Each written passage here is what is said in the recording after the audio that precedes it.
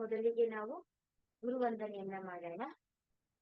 ಗುರುರ್ ಬ್ರಹ್ಮ ಗುರುರ್ ವಿಷ್ಣು ಗುರುರ್ದೇವೋ ಮಹೇಶ್ವರಃ ಗುರು ಸಾಕ್ಷಾತ್ ಪರಬ್ರಹ್ಮ ತಸ್ಮೈ ಶ್ರೀ ಗುರುವೇ ನಮಃ. ತಸ್ಮೈ ಶ್ರೀ ಗುರುವೇ ನಮಃ. ತಸ್ಮೈ ಶ್ರೀ ಗುರುವೇ ನಮಃ. ಬ್ರಹ್ಮಾಂಡದಲ್ಲಿರುವಂತಹ ಎಲ್ಲ ದಿವ್ಯ ಶಕ್ತಿಗಳಿಗೆ ಧನ್ಯವಾದಗಳು. ಎಲ್ಲ ಗುರು ಹಿರಿಯರಿಗೆ ಧನ್ಯವಾದಗಳು. ನಮ್ಮ ನಿಮ್ಮ ತಂದೆ ತಾಯಿಯರಿಗೆ ಧನ್ಯವಾದಗಳು. ನಮ್ಮ ನಿಮ್ಮ ಕುಲದೇವತೆ ಕುಲದೇವರುಗಳಿಗೆ ಧನ್ಯವಾದಗಳು. ಬ್ರಹ್ಮ ವಿಷ್ಣು ಮಹೇಶ್ವರರಿಗೆ ಧನ್ಯವಾದಗಳು. ಎಲ್ಲ ಬ್ರಹ್ಮ ಋಷಿಗಳಿಗೆ ಧನ್ಯವಾದಗಳು. ನವ ದುರ್ಗಿಯರಿಗೆ ಧನ್ಯವಾದಗಳು. ನಮ್ಮ ಹೆಗಲ ಮೇಲೆ ಸದಾ ನಮ್ಮ ಜೊತೆಯಲ್ಲಿರುವಂತಹ ದಿವ್ಯ ಶಕ್ತಿಗಳಿಗೂ ಕೂಡ ಧನ್ಯವಾದಗಳು. ಅವರ ಆಶೀರ್ವಾದ ಕರುಣೆ ಕೃಪೆ ಸದಾ ಯಾವಾಗ್ಲೂ ಕೂಡ ನಮ್ಮ ಮೇಲೆ ಹೀಗೆ ಹರಿತಾ ಇದ್ವಿ ಅಂತ ನಾವು ಪ್ರಾರ್ಥನೆಯನ್ನ ಮಾಡ್ಕೊಳ್ಳೋಣ.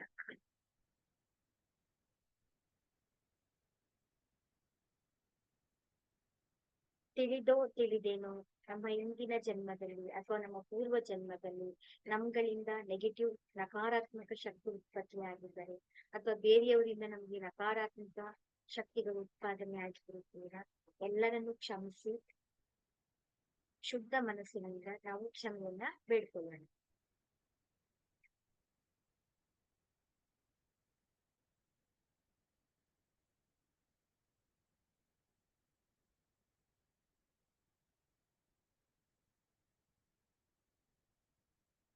ನಾವು ಮೊದಲಿಗೆ ಧ್ಯಾನವನ್ನ ಮಾಡ್ಬೇಕು ಅಂತ ಹೇಳಿದ್ರೆ ಮನಸ್ಸಿನ ಶಕ್ತಿ, ನಮ್ಮ ಮನ ಹೇಗಿರುತ್ತೆ, ನಮ್ಮ ಮನಸ್ಸಿನಲ್ಲಿರುವಂತಹ ಅದ್ಭುತವಾದಂತಹ ಶಕ್ತಿ ಯಾವುದು ಅನ್ನೋದ್ರ ಬಗ್ಗೆ ನಾವು ತಿಳ್ಕೊಬಹುದಾಗುತ್ತೆ. ನಿಮ್ಗೆ ಲಾಸ್ಟ್ ಕ್ಲಾಸ್ ಅಲ್ಲಿ ಕೂಡ ನೀವು ಮನಸ್ಸಿನ ಬಗ್ಗೆ ನಾವು ತಿಳ್ಕೊಂಡಿರ್ತೀವಿ, ಹೌದಲ್ವಾ? ಮನಸ್ಸು ಅಂತಂದ್ರೆ ಏನು ಎಲ್ಲರಿಗೂ ಗೊತ್ತಿರುತ್ತೆ, ಹೌದಲ್ವಾ? ತನುವಿನ ಬಗ್ಗೆ ಎಲ್ಲರಿಗೂ ಗೊತ್ತಿರುತ್ತೆ. ಈಗ ನಮ್ಮ ತನು, ನಮ್ಮ ದೇಹ ಶರೀರ ಹೇಗಿರುತ್ತೆ ಅಂತ ಹೇಳಿದ್ರೆ ಐಡೆಂಟಿಫೈ ಮಾಡ್ಬಹುದು ನಾವು. ಈ ಕಣ್ಣಿದೆ, ಕಿವಿ ಇದೆ, ಮೂಗಿದೆ, ಬಾಯಿ ಇದೆ, ಕಾಲು ಕೈಗಳಿದೆ ಅಂತ ಹೇಳಿ ಅದರ ಮುಖಾಂತರ ನಾವು ನಮ್ಮ ಶರೀರವನ್ನ ನಾವು ಗುರುತಿಸ್ಕೊಳ್ಬಹುದು. ಈಗ ಮನಸ್ಸನ್ನ ಹೇಗೆ ಗುರುತಿಸೋದು, ಹೌದಲ್ವಾ? ಮನಸ್ಸಿನ ಬಗ್ಗೆ ನಾವು ಗುರುತಿಸ್ಕೊಳ್ಳೋದಿಕ್ಕೆ ಯಾರಿಗೂ ಕೂಡ ಗೊತ್ತಾಗಲ್ಲ. ಪುಸ್ತಕದಿಂದ ಓದ್ಬಹುದೇ ವಿನಃ ನಾವು ಅದನ್ನ ಅರಿವಿಗೆ ನಾವು ತಿಳ್ಕೊಳ್ಳೋದಿಕ್ಕೆ ಸಾಧ್ಯ ಆಗೋದಿಲ್ಲ. ಈ ಮನಸ್ಸಿನ ಬಗ್ಗೆ ತಿಳ್ಕೋಬೇಕು ಅಂತಂದ್ರೆ ಏನ್ ಮಾಡ್ಬೇಕು? ಈ ಮನಸ್ಸು ಹೇಗಿರುತ್ತೆ ಅಂದ್ರೆ ಈ ಟಿವಿ ತರ, ಇದು ಒಂದು ಮಾಧ್ಯಮ. ಆ ಟಿವಿನ ಅದನ್ನ ಕಂಟ್ರೋಲ್ ಮಾಡೋದು ಯಾವುದು? ರಿಮೋಟ್. ರಿಮೋಟ್ ಏನ್ ಮಾಡುತ್ತೆ ನಮ್ಗೆ ಎಲ್ಲೆಲ್ಲಿಗ್ ಬೇಕು, ಏನೇನ್ ಬೇಕು, ಯಾವ ಚಾನೆಲ್ ಬೇಕು, ಯಾವ ತರ ಬೇಕು ಅಂತೇಳಿ ನಾವು ಕಂಟ್ರೋಲ್ ಅನ್ನ ನಾವು ಮಾಡ್ಕೊಳ್ಬಹುದು. ಹಾಗೆ ನಮ್ಮ ಮನಸ್ಸನ್ನ ಕಂಟ್ರೋಲ್ ಮಾಡುವಂತದ್ದು ಯಾವುದು ಅಂದ್ರೆ ಧ್ಯಾನ. ಧ್ಯಾನದ ಮುಖಾಂತರ ನಾವು ನಮ್ಮ ಮನಸ್ಸನ್ನ ನಾವು ಕಂಟ್ರೋಲ್ ಮಾಡ್ಕೊಳ್ಬೇಕಾಗುತ್ತೆ. ಮನಸ್ಸನ್ನ ಯಾಕೆ ಕಂಟ್ರೋಲ್ ಮಾಡ್ಬೇಕು? ಹೌದಾ? ಮನಸ್ಸು ಹೇಗಿರುತ್ತೆ ಹಾಗಾದ್ರೆ? ಮನಸ್ಸಿನ ಕೆಲ್ಸ ಏನ್ ಅಂತ ಹೇಳಿದ್ರೆ, ನಮ್ಮ ಮೈಂಡ್ ಅಥವಾ ನಮ್ಮ ಮನಸ್ಸು ಏನ್ ಮಾಡ್ತಾ ಇರುತ್ತೆ ಅಂದ್ರೆ ಯಾವಾಗ್ಲೂ ಕೂಡ ವಿಚಾರಗಳಿಂದ ಆಲೋಚನೆಗಳಿಂದ ತುಂಬಿಕೊಂಡಿರುತ್ತೆ. ಅದು positive negative what ever it may be, ಎಲ್ಲಾ ವಿಚಾರಗಳಾಗಿರ್ಬಹುದು, ಭೂತಕಾಲದ ವಿಚಾರ, ಭವಿಷ್ಯತ್ ಕಾಲದ ವಿಚಾರ ಆಗಿರ್ಬೋದು, ಯಾವಾಗ್ಲೂ ಅದ್ರ ತಲೆ ಒಳಗಡೆ ಓಡ್ತಾನೆ ಇರುತ್ತೆ. ಒಂದು ಸೆಕೆಂಡ್ ಕೂಡ ಅದಕ್ಕೆ ವಿಶ್ರಾಂತಿ ಅನ್ನೋದೇ ಇರೋದಿಲ್ಲ, ಅಷ್ಟು ಬ್ಯುಸಿ ಆಗಿರುತ್ತೆ ಅದು. ಮನಸ್ಸಿನ ಒಳಗೆ ಎಲ್ಲ ವಿಚಾರಗಳನ್ನ ಅದು ತುಂಬ್ಕೊಂಡು ಕೂತಿರುತ್ತೆ. ಎಲ್ಲ ಶಕ್ತಿಗಳು ಎಲ್ಲಿ ಖಾಲಿ ಆಗ್ತಾ ಇರುತ್ತೆ, ಎಲ್ಲಿ ನಮ್ಗೆ ಲಾಸ್ ಆಗುತ್ತೆ, ಎಲ್ಲಿ ವ್ಯಯ ಆಗ್ತಾ ಇರುತ್ತೆ ಅಂತ ಹೇಳಿದ್ರೆ ಆ ಯಾವಾಗ್ಲೂ ಚಿಂತೆಗಳು, ಯೋಚನೆಗಳು, ಭಯ, ಈ ತರ ಆಲೋಚನೆಗಳಲ್ಲೇ ಏನಾಗುತ್ತೆ ನಮ್ಮ ಎನರ್ಜಿಗಳೆಲ್ಲ, ನಮ್ಮ ಶಕ್ತಿಗಳೆಲ್ಲವೂ ಕೂಡ ಏನಾಗ್ತಾ ಇರುತ್ತೆ, ವೇಸ್ಟ್ ಆಗ್ಬಿಡ್ತಾ ಇರುತ್ತೆ. ಅದಕ್ಕೆ ನಾವ್ ಏನ್ ಮಾಡ್ಬೇಕು ಅಂತ ಹೇಳಿದ್ರೆ ಈ ಮನಸ್ಸನ್ನ ನಾವು ಕಂಟ್ರೋಲ್ ಅಲ್ಲಿ ನಾವು ಇಟ್ಕೊಳ್ಳೇಬೇಕಾಗತ್ತೆ, ಹೌದಲ್ವಾ? ಈಗ ಒಂದು ಹುಡುಗ, ಒಂದು ಮಗು, ಅದಕ್ಕೆ ಓದಕ್ಕಾಗಲ್ಲ ಅಂದಾಗ ನಾವ್ ಏನ್ ಮಾಡ್ತೀವಿ? ನಾವು ತಂದೆ ತಾಯಿ ಅಥವಾ ಟೀಚರ್ಸ್ ಏನ್ ಮಾಡ್ತಾರೆ?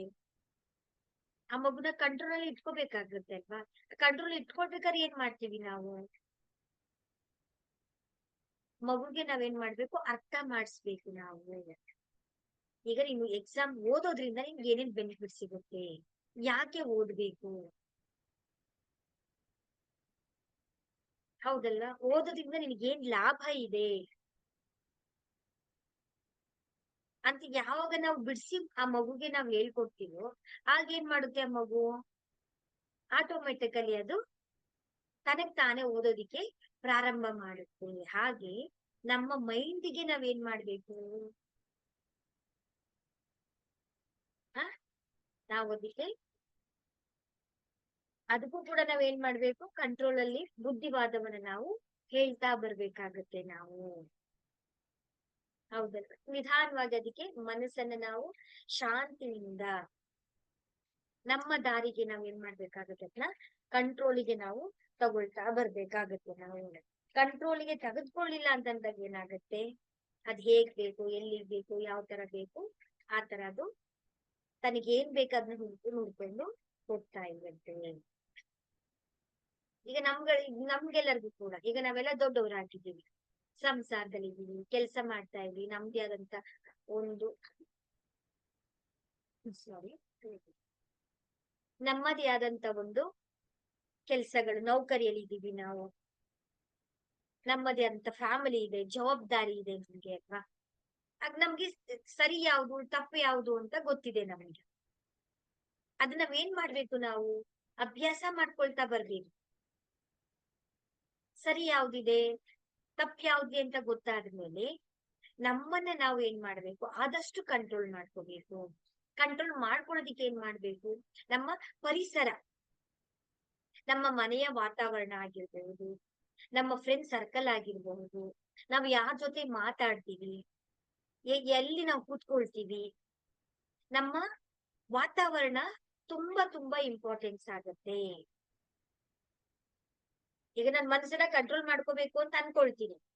ಈಗ ನಾನು ಎಕ್ಸಾಮ್ ಬರಿಬೇಕು, ನನ್ ಮೈರಪ್ಪ ನನ್ ಕಂಟ್ರೋಲ್ ಮಾಡ್ಕೊಳ್ತೀನಿ ಅಂತ ಅಂದ್ಬಿಟ್ಟು ಪಾರ್ಟಿ ಮಾಡ್ತಾ ಇರ್ತಾರೆ, ಅವ್ರ ಜೊತೆ ಹೋಗಿ ಕೂತ್ಕೊಂಡಾಗ ಏನಾಗುತ್ತೆ, ನಮ್ಮ ಮನಸ್ಸನ್ನ ನಾವು ಕಂಟ್ರೋಲ್ ಮಾಡ್ಕೊಳಕ್ ಆಗುತ್ತಾ, ಆಟೋಮ್ಯಾಟಿಕ್ ನಾವು ಡ್ಯಾನ್ಸ್ ಮಾಡ್ತಾ ಇರ್ತಾರೆ, ಹಾಡು ಹೇಳ್ತಾ ಇರ್ತಾರೆ, ಕುಣಿತಾ ಇರ್ತಾರೆ, ಯಾವ್ದೇ ಆದಂತ ಒಂದ್ ಲೋಕದಲ್ಲಿ ಎಂಜಾಯ್ ಮಾಡ್ತಾ ಇರ್ತಾರೆ. ಈಗ ನಾಳೆ ನಮ್ಗೆ ಎಕ್ಸಾಮ್ ಇರುತ್ತೆ, ನಾನ್ ಅವ್ರ ಜೊತೆ ಇರ್ಬೇಕಾ ಬೇರೆಯವ್ರ ಜೊತೆನಲ್ಲಿ ಇರ್ಬೇಕಾ,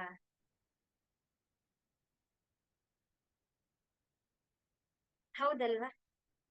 ಒಂದ್ ಸಣ್ಣ ಎಕ್ಸಾಂಪಲ್ ಇದು, ಅಂದ್ರೆ ನಮ್ಮ ಪರಿಸರ, ನಮ್ಮ ವಾತಾವರಣ, ನಾವು ಯಾರ ಜೊತೆನಲ್ಲಿ ಇರ್ತೀವಿ, ನಾವು ಎಲ್ಲಿ ನಾವು ಇರ್ತೀವಿ ಅನ್ನೋದು ತುಂಬಾ ತುಂಬಾ ಇಂಪಾರ್ಟೆನ್ಸ್ ಆಗುತ್ತೆ.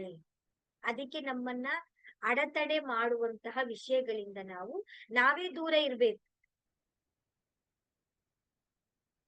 ಕಷ್ಟ ಆಗುತ್ತೆ, ಆದ್ರೆ ಅಭ್ಯಾಸ ಆಗ್ತಾ ಆಗ್ತಾ ಏನಾಗುತ್ತೆ, ಪ್ರಾಕ್ಟೀಸ್ ಇಸ್ ಮ್ಯಾನ್ ಪರ್ಫೆಕ್ಟ್ ಅಂತ ಹೇಳ್ತಾರೆ.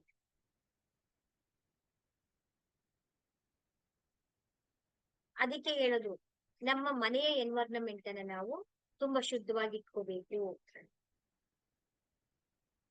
ನಮ್ಮ ಮನೆಯಲ್ಲಿ ಒಂದು ಧಾರ್ಮಿಕತೆ, ದೀಪ ಹಚ್ಚೋದು, ಪೂಜೆ ಮಾಡುವುದು, ಮಂತ್ರ ಹಾಕೊಳ್ಳೋದು, ಇವೆಲ್ಲ ನಾವು ಮಾಡ್ತಾ ಇದ್ದಾಗ ಏನಾಗುತ್ತೆ, ಆಟೋಮ್ಯಾಟಿಕಲಿ ನಮ್ಮ ಮೈಂಡ್ ಏನಾಗುತ್ತೆ, ಅಭ್ಯಾಸ ಮಾಡ್ಕೊಳ್ಳುತ್ತೆ. ಈಗ ನಾವು ಒಂದು ಬಿಸ್ನೆಸ್ ಮಾಡ್ಬೇಕು, ಯಾರ ಜೊತೆನಲ್ಲಿ ಇರ್ಬೇಕು ನಾವು, ಅದ್ರ ಗಂಧ ಗಾಳಿ ಇಲ್ದದ್ರ ಜೊತೆಗೆ ನಾವಿದ್ದಾಗ ನಮ್ಗೆ ಆ ಒಂದು ಕ್ರಿಯೇಟಿವಿಟಿ, ಐಡಿಯಾಸ್, ಥಾಟ್ಸ್ ಗಳು ಹೇಗ್ ಬರಕ್ ಸಾಧ್ಯ, ಸಾಧ್ಯ ಇಲ್ಲ. ಸಣ್ಣದ್ ನೋಡಿ ಎಷ್ಟು ತುಂಬಾ ಸಿಂಪಲ್ ಆಗಿರುವಂತದ್ದು ಇದು. ಫಸ್ಟ್ ನಾವೇನ್ ಮಾಡ್ಬೇಕು, ನಾವು ನಮ್ಮ ಕಣ್ಣನ್ನ ಮುಚ್ಕೊಂಡು ನಾವು ಧ್ಯಾನದಲ್ಲಿ ಕುತ್ಕೊಂಡಾಗ ನಾವು ಅರ್ಥ ಮಾಡ್ಕೋಬೇಕಾಗಿರೋದು, ನಮಗ್ ಏನ್ ಬೇಕು, ಫಸ್ಟ್ ನಾವು ನಮಗೇನ್ ಬೇಕು, ನಾನು ಏನ್ ಮಾಡ್ಬೇಕು, ಯಾವ ತರ ಹೋಗ್ಬೇಕು ಅನ್ನೋದನ್ನ ನಾವು ಧ್ಯಾನದಲ್ಲಿ ನಾವು ತಿಳ್ಕೊಂಡಾಗ ಆ ಒಂದು ದಾರಿಯಲ್ಲಿ ನಾವು ಹೋಗೋದಕ್ಕೆ ನಮ್ಗೆ ಅನುಕೂಲ ಆಗುತ್ತೆ. ಅದಕ್ಕೆ ಹೇಳೋದು, ನಮ್ಮ ಮನಸ್ಸನ್ನ ನಾವು ಕಂಟ್ರೋಲ್ ಮಾಡ್ಕೊಳ್ಬೇಕು ಅಂತ ಹೇಳಿ. ಹೌದಲ್ಲ. ಈಗ ಮಕ್ಕಳನ್ನ ಗಮನಿಸಿ ನೀವು, ಮಕ್ಕಳ ಮೈಂಡ್ ಏನಿರುತ್ತೆ ಹೇಳಿ, ಖಾಲಿ ಎಂಟಿ. ಚಿಕ್ಕ ಮಗುವಿಗೆ ಮನ್ಸು ಹೇಗಿರುತ್ತೆ? ಎಂಟಿ ಮೈಂಡ್, ಖಾಲಿ ಇರುತ್ತೆ ಆ ಮಗುಗೆ. ಈಗ ಹುಟ್ಟಿರುವಂತ ಮಗು ಬೆಳಿತಾ ಬೆಳಿತಾ ಬೆಳಿತಾ ಹೇಗಾಗುತ್ತೆ? ಅದು ಎಲ್ಲಿಂದ ಕಲ್ತ್ಕೊಳ್ಳುತ್ತೆ? ಒಂದು ಖಾಲಿ ಹಾಳೆ ಮೇಲೆ ಎಲ್ಲ ವಿಷಯಗಳು ಹೇಗೆ ತಿಳಿಯುತ್ತೆ ಅದಕ್ಕೆ ಅಂತ ಹೇಳಿದ್ರೆ, ತಮ್ಮ ಪರಿವಾರದಲ್ಲಿರುವಂತವ್ರನ್ನ ಆ ಮಗು ನೋಡ್ತಾ ಇರುತ್ತೆ. ಅವ್ರು ಹೇಗೆ ಪ್ರೀತಿ ಮಾಡ್ತಾರೆ, ಅವ್ರು ಹೇಗೆ ದ್ವೇಷ ಮಾಡ್ತಾರೆ, ಅವ್ರು ಹೇಗ್ ಮಾತಾಡ್ತಾರೆ, ಹೌದಲ್ವಾ? ಅದ್ರ ಒಡನಾಟ, ಅಲ್ಲಿ ಏನ್ ವಿಚಾರ ವಿನಿಮಯ ಹೇಗಾಗ್ತಾ ಇರುತ್ತೆ, ಅದೆಲ್ಲ ಏನ್ ಮಾಡ್ತಾ ಇರುತ್ತೆ? ಅದು ಅಬ್ಸರ್ವ್ ಮಾಡ್ಕೊಳ್ತಾ ಇರುತ್ತೆ. ಅಬ್ಸರ್ವ್ ಮಾಡ್ಕೊಂಡು ಏನಾಗುತ್ತೆ ಅದರದ್ದು? ಅದು ಗಮನಿಸ್ತಾ ಅದರ ಮನಸ್ಸು ಸೃಷ್ಟಿಯಾಗತ್ತೆ. ಹೌದಲ್ವಾ? ಅದಕ್ಕೆ ಬೆಸ್ಟ್ ಎಕ್ಸಾಂಪಲ್ ಗಳು ಅಂತ ಹೇಳಿದ್ರೆ ಅಭಿಮನ್ಯು ತಗೋಬಹುದು ನೋಡಿ. ಸಂಸ್ಕಾರ ಅನ್ನೋದು ಹೇಗ್ ಬರುತ್ತೆ ಅದಕ್ಕೆ? ಅವನಿಗೆ ಇದನ್ನ ಭೇದ ಮಾಡ್ಬೇಕು ಅನ್ನೋದು ಗೊತ್ತೇ ಇರಲ್ಲ ಅವನಿಗೆ. ಹೊಟ್ಟೆ ಒಳಗಡೆ ಇದ್ದಾಗ್ಲೇ ಅವನು ಕಲ್ತ್ಕೊಂಡ್ ಬರ್ತಾನೆ ಅಂತ ಹೇಳಿದ್ರೆ, ಆ ಎನ್ವೈರನ್ಮೆಂಟ್, ಪರಿಸರ ತುಂಬಾ ಇಂಪಾರ್ಟೆನ್ಸ್ ಮಾಡುತ್ತೆ. ಅದಕ್ಕೆ ಪ್ರತಿಯೊಬ್ರು ಕೂಡ ತುಂಬಾ ಎಚ್ಚರಿಕೆಯಿಂದ ನಾವಿರುವಂತಹ ನಮ್ಮ ಮನಸ್ಸನ್ನ ಕಂಟ್ರೋಲ್ ಮಾಡ್ಕೊಳ್ಳೋದಿಕ್ಕೆ, ನಮ್ಮ ಸುತ್ತಮುತ್ತಲಿನ ವಾತಾವರಣ, ನಾವ್ ಯಾರ ಜೊತೆನಲ್ಲಿ ಇರ್ತೀವಿ ಅನ್ನೋದು ನಮ್ಗೆ ತುಂಬಾ ಇಂಪಾರ್ಟೆನ್ಸ್ ಆಗುತ್ತೆ. ಆ ಮನಸ್ಸಿನ ಬಗ್ಗೆ ಮನಸ್ಸಿನ ಶಕ್ತಿ ಏನು ಅಂತ ಗೊತ್ತಾಗ್ಬಿಟ್ರೆ, ಮನಸ್ಸನ್ನ ನಾವು ಯಾಕೆ ಕಂಟ್ರೋಲ್ ತಗೋಬೇಕು ಅನ್ನೋದು ನಮ್ಗೆ ಅರಿವಿಗೆ ಬಂದ್ಬಿಟ್ಟು ಅಂತ ಹೇಳಿದ್ರೆ, ನೀವ್ ಏನ್ ಬೇಕಾದ್ರೂ ಸಾಧನೆಯನ್ನ ನಾವು ಮಾಡಬಹುದು. ಯಾಕೆ ಅಂತ ಹೇಳಿ, ಮನಸ್ಸಿನಲ್ಲಿ ಧ್ಯಾನದ ಮುಖಾಂತರ ಆಲೋಚನೆಗಳು ಖಾಲಿ ಆಯ್ತು ಅಂತ ಇಟ್ಕೊಂಡು, ಒಂದು ಖಾಲಿ ಹಾಳೆ, ಒಂದು ತುಂಬಾ ಫಿಲ್ ಆಗಿರುವಂತ ಹಾಳೆ, ನಾವು ಖಾಲಿ ಹಾಳೆ ಮೇಲೆ ಬರಿಬಹುದ ಹೊಸದನ್ನ, ಅಥವಾ ಆಲ್ರೆಡಿ ಫಿಲ್ ಆಗಿರುವಂತ ಪೇಪರ್ ಮೇಲೆ ನಾವು ಬರೆಯೋಕ್ಕಾಗತ್ತಾ? ಯೋಚನೆ ಮಾಡಿ.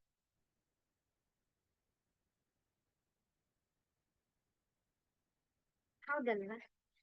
ಖಾಲಿ ಹಾಳೆ ಇತ್ತು ಅಂತ ಹೇಳಿದ್ರೆ, ಅಂದ್ರೆ ನಮ್ಮ ಮನಸ್ಸು ಖಾಲಿಯಾಗಿತ್ತು ಅಂತ ಹೇಳಿದ್ರೆ, ನಾವೇನ್ ಮಾಡ್ಬೋದು? ಏನಾದ್ರೂ ಕೂಡ ನಾವು ಅದ್ರ ಮೇಲೆ ಬರಿಬಹುದು. ಏನ್ ಬೇಕಾದ್ರೂ ಅದ್ರ ಮೇಲೆ ನಾವು ಸೃಷ್ಟಿ ಮಾಡಬಹುದು. ನಮ್ಗೆ ಏನ್ ಬೇಕಾದದ್ದನ್ನು ಕೂಡ ನಾವು ಪಡ್ಕೊಳ್ಬಹುದು. ಈ ಖಾಲಿ ಮಾಡೋದು ಯಾವ್ದು? ಈ ಮನಸ್ಸನ್ನ ಖಾಲಿ ಮಾಡ್ಕೊಳ್ಳುವಂತದ್ದು ಯಾವುದು ಅಂತ ಹೇಳಿದ್ರೆ, ನಮ್ಮ ಮನಸ್ಸು. ನಮ್ಮ ಮನಸ್ಸು ಏನ್ ಮಾಡುತ್ತೆ ಹೇಳಿ? ಈ ಮನಸ್ಸನ್ನ ಖಾಲಿ ಮಾಡ್ಕೋಬೇಕು ಅಂತ ಹೇಳಿದ್ರೆ, ಅದು ಇಂಪಾರ್ಟೆನ್ಸ್ ಆಗಿರೋದು ಯಾವುದು ಅಂತ ಹೇಳಿದ್ರೆ ಧ್ಯಾನ. ಧ್ಯಾನವನ್ನ ನಾವು ಮಾಡ್ತಾ ಬಂದಾಗ ಆಟೋಮೆಟಿಕ್ಲಿ ಏನಾಗುತ್ತೆ? ಮನಸ್ಸೆಲ್ಲ ಏನಾಗುತ್ತೆ? ಖಾಲಿ ಆಗ್ತಾ ಬರ್ತಾ ಇರುತ್ತೆ. ಮನಸ್ಸು ಕಂಟ್ರೋಲ್ ಆಗಿ ವಿಚಾರಗಳೆಲ್ಲವೂ ಕೂಡ ಇಲ್ಲದಂತಾದಾಗ, ಕಂಟ್ರೋಲ್ ಆಯ್ತು ಅಂತ ಹೇಳಿದ್ರೆ ನಾವೇನಾಗ್ತೀವಿ? ನಾವು ಯೋಗಿ ಆಗಬಹುದು. ಈಗ ಖಾಲಿ ಅಂತ ಹೇಳಿದಾಗ ಏನ್ ಹೇಳಿ? ಈಗ ಅಂಗಡಿ ಖಾಲಿ ಇದ್ರೆ ನಾವೇನ್ ಮಾಡ್ಬೋದು? ಹೊಸದಾಗಿ ಒಂದು ವ್ಯಾಪಾರವನ್ನ ನಾವು ಸ್ಟಾರ್ಟ್ ಮಾಡಬಹುದು. ಉದ್ಯೋಗ ಖಾಲಿ ಇದ್ರೆ ಏನ್ ಮಾಡ್ಬೋದು? ಅಲ್ಲಿ ನೌಕರಿಯನ್ನ ಇನ್ನೊಬ್ರಿಗೆ ನಾವು ಕೊಡ್ಬಹುದು. ಖಾಲಿ ಇದ್ರೆ ತಾನೇ ಕೊಡಕ್ಕಾಗತ್ತೆ ನಾವು. ಖಾಲಿ ಇಲ್ಲ ಎಲ್ಲಿ ಫಿಲ್ ಮಾಡಕ್ಕಾಗತ್ತೆ? ಆಗೋದಿಲ್ಲ. ಮನೆ ಖಾಲಿ ಇದ್ರೆ ತಾನೇ ನಾವು ಹೋಗಿ ಆ ಮನೆಯಲ್ಲಿ ವಾಸ ಮಾಡಕ್ ಸಾಧ್ಯ ಆಗುತ್ತೆ. ಮನೆ ಖಾಲಿನೇ ಇಲ್ಲ ಅಂತ ಹೇಳಿದ್ರೆ ವಾಸ ಮಾಡಕ್ಕಾಗತ್ತಾ? ಇನ್ನೊಬ್ರು ಹೋಗಿ ಆಗೋದಿಲ್ಲ. ಈಗ ಕಾಲೇಜಲ್ಲಿ ಸೀಟ್ ಖಾಲಿ ಇದ್ರೆ ತಾನೇ ನಾವು ಅಡ್ಮಿಷನ್ ಮಾಡ್ಕೋಬಹುದು. ಸೀಟೇ ಖಾಲಿ ಇಲ್ಲ ಅಂತ ಹೇಳಿದ್ರೆ, ಹಾಗೆ ನಮ್ಮ ಮನಸ್ಸು ಖಾಲಿ ಆಗ್ಬೇಕು. ನಮ್ಮ ಮನಸ್ಸಿನಲ್ಲಿ ವಿಚಾರಗಳು, ಆಲೋಚನೆಗಳು ಏನೇನಿದೆಯೋ ಅದೆಲ್ಲವೂ ಕೂಡ ನಾವು ಖಾಲಿ ಮಾಡ್ಕೊಳ್ತಾ ಬರ್ಬೇಕು. ಆ ಖಾಲಿ ಮಾಡ್ಕೊಳ್ಳೋಕೆ ಇರುವಂತ ಸಾಧನ ಯಾವುದು ಅಂತ ಹೇಳಿದ್ರೆ ಧ್ಯಾನ. ಧ್ಯಾನದ ಮುಖಾಂತರ ನಾವೇನ್ ಮಾಡ್ಬೇಕು? ನಮ್ಮ ಮನಸ್ಸನ್ನ ಖಾಲಿ ಮಾಡ್ಕೊಳ್ತಾ ಬಂತು ಅಂತ ಹೇಳಿದಾಗ, ನಾವ್ ಏನ್ ಬೇಕಾದನ್ನ ಸೃಷ್ಟಿ ಮಾಡಬಹುದು, ಬರಿಬಹುದು, ಕ್ರಿಯೇಟ್ ಮಾಡ್ಕೊಳ್ಬಹುದು. ನಮ್ಗೆ ಏನ್ ಬೇಕಾದನ್ನ ನಾವು ಪಡ್ಕೊಳ್ಳೋದಕ್ಕೆ ಸಾಧ್ಯ ಆಗುತ್ತೆ. ಅದಕ್ಕೆ ನಾನು ನಿಮ್ಗೆ ಹೇಳುವಂತದ್ದು ಏನು ಅಂತ ಹೇಳಿದ್ರೆ, ಧ್ಯಾನವನ್ನ ನಾವು ಪ್ರತಿದಿನ ನಾವು ಅಭ್ಯಾಸ ಮಾಡ್ಲೇಬೇಕಾಗತ್ತೆ. ಹೌದಲ್ವಾ? ಧ್ಯಾನ ಇಲ್ಲ ಅಂತ ಹೇಳಿದ್ರೆ ನಮ್ಮ ಈ ವಿಚಾರಗಳು, ಆಲೋಚನೆಗಳು, ದುಃಖ, ಭಯ ಇವೆಲ್ಲವನ್ನು ತುಂಬಿಕೊಂಡಿದ್ದಾಗ ಮನಸ್ಸು ಏನಿರಲ್ಲ ಹೇಳಿ, ಶಾಂತಿಯಾಗಿರಲ್ಲ. ಶಾಂತಿಯಾಗಿಲ್ಲ ಅಂತಂದ್ರೆ ನಮ್ಗೆ ಏನಾಗುತ್ತೆ? ಶರೀರಕ್ಕೆ ಏನ್ ಬೇಕು? ಸ್ವಸ್ಥವಾಗಿರ್ಬೇಕು. ಶರೀರ ಸ್ವಸ್ಥವಾಗಿಲ್ಲ ಅಂತ ಹೇಳಿ ನೀವು ಧ್ಯಾನ ಮಾಡಕ್ಕಾಗತ್ತಾ? ನೀವು ಕೂತ್ಕೊಳಕ್ಕಾಗತ್ತಾ? ಆಗಲ್ಲ. ಆಗತ್ತ ಅದನ್ನ ಮಾಡೋದಿಕ್ಕೆ? ಆಗದಿಲ್ಲ.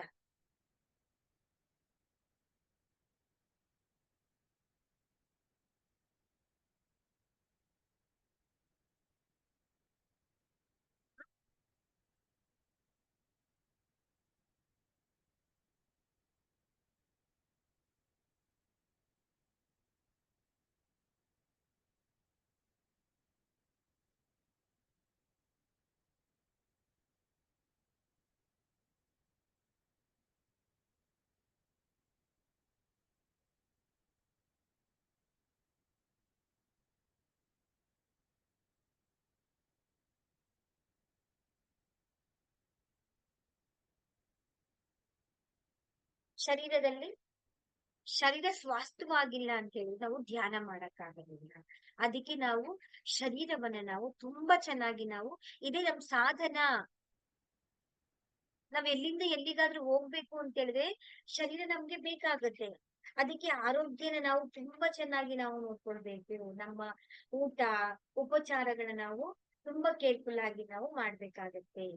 ಮನಸ್ಸಿಗೆ ಏನ್ ಬೇಕು? ಶಾಂತಿ ಬೇಕು. ಬುದ್ಧಿಗೆ ಏನ್ ಬೇಕು? ಜ್ಞಾನ ಬೇಕು ನಮ್ಗೆ. ಅದಕ್ಕೆ ನಾವೇನ್ ಮಾಡ್ಬೇಕು ಅಂತ ಹೇಳಿದ್ರೆ ಧ್ಯಾನ ತುಂಬಾ ತುಂಬಾ ವೆರಿ ವೆರಿ ಇಂಪಾರ್ಟೆನ್ಸ್ ಆಗುತ್ತೆ ನಮ್ಗೆ. ಮನಸ್ಸನ್ನ ನಾವು ಶಾಂತಿಯಾಗಿ ಇಟ್ಕೊಳ್ತು ಅಂತ ಹೇಳಿದ್ರೆ ಆಟೋಮ್ಯಾಟಿಕಲಿ ಮನಸ್ಸು ಖಾಲಿ ಆಗ್ತಾ ಬರ್ತಾ ಇರುತ್ತೆ. ಖಾಲಿ ಹಾಳೆಯ ಮೇಲೆ ನಮಗೆ ಏನ್ ಬೇಕು ಅದನ್ನ ನಾವು ಸೃಷ್ಟಿಯನ್ನ ಮಾಡ್ಕೊಳ್ಬಹುದು. ನಾವ್ ಏನ್ ಸಂಕಲ್ಪಗಳನ್ನ ತಗೊಳ್ತೀವೋ, ನಾವ್ ಏನೇನ್ ಹೊಸದನ್ನ ಸಾಧನೆ ಮಾಡ್ಬೇಕು ಅಂತ ಅನ್ಕೊಳ್ತೀವೋ, ಅಚೀವ್ಮೆಂಟ್ ಮಾಡ್ಬೇಕು ಅಂತ ಅನ್ಕೊಳ್ತೀವೋ ಅದೆಲ್ಲವೂ ಕೂಡ ಸಾಧ್ಯ ಆಗುತ್ತೆ. ಆ ಸಾಧ್ಯ ಮಾಡುವಂತ ಅಪಾರವಾದಂತಹ, ಅಮೋಘವಾದಂತಹ, ಅದ್ಭುತವಾದಂತಹ ಶಕ್ತಿ ಇರೋದು ಎಲ್ಲಿ ಅಂತ ಹೇಳಿದ್ರೆ ಈ ಮನಸ್ಸು. ಈ ಮನಸ್ಸಿಂದಲೇ ನೀವಿವತ್ತು ಹುಡ್ಕೊಂಡು ನಾವು ಧ್ಯಾನವನ್ನ ಮಾಡ್ಬೇಕು ಅಂತಲೂ ಕೂಡ ಬಂದಿರೋದು. ಹಾಗಾಗಿ ಪ್ರತಿದಿನ ನಾವು ಧ್ಯಾನವನ್ನ ಮಾಡೋಣ. ಧ್ಯಾನ ಯಾಕೆ ಇಂಪಾರ್ಟೆಂಟು, ಮನಸ್ಸನ್ನ ಯಾಕೆ ನಾವು ಖಾಲಿ ಮಾಡ್ಕೋಬೇಕು ಅನ್ನೋದನ್ನ ನಾವು ಈ ದಿನ ಕ್ಲಾಸ್ ಅಲ್ಲಿ ನಾವು ತಿಳ್ಕೊಂಡಿದ್ದೇವೆ. ನಾವು ಆಸ್ ಯೂಶುವಲ್ ನಾವು ಸೇಮ್ ಇದೇ ಸಮಯಕ್ಕೆ ನಾವು ನಾಳಿನ ಸಮಯದಲ್ಲಿ ನಾವು ಧ್ಯಾನವನ್ನ ಮಾಡೋಣ ಅಂತ ಹೇಳ್ತಾ ಈ ಸೆಷನ್ ನಾನು ಇಲ್ಲಿಗೆ ಕ್ಲೋಸ್ ಮಾಡ್ತೇನೆ. ಎಲ್ಲರಿಗೂ ಮತ್ತೊಮ್ಮೆ ಧನ್ಯವಾದ.